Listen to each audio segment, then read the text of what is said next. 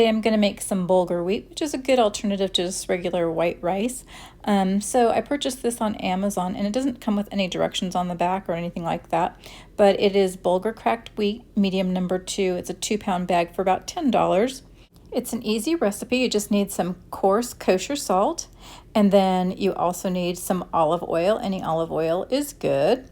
And then you might actually want some lemon juice. I'm trying to cut back, but lemon juice gives it an extra zing. You're going to pour 1 cup of the bulgur wheat into a small pan. And then you're going to add 1.5 cups of water.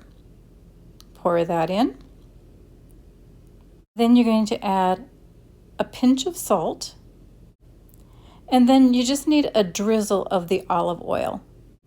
And then if you decide to add the lemon juice, then a little drizzle of the lemon juice as well. Then just go ahead and give it a little stir and turn the stove on. You want to bring it to a slow simmer. Once it's simmering, you're going to go ahead and turn your stove to low, and then you're going to go ahead and cover it up and let it cook for about 12 minutes.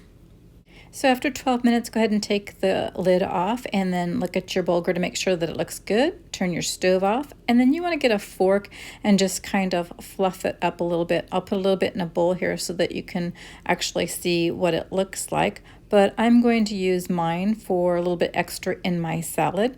So I hope that you enjoyed this video. It's a super easy recipe, so go ahead and give it a try. I hope that you'll check out some of my other videos, and thanks for watching.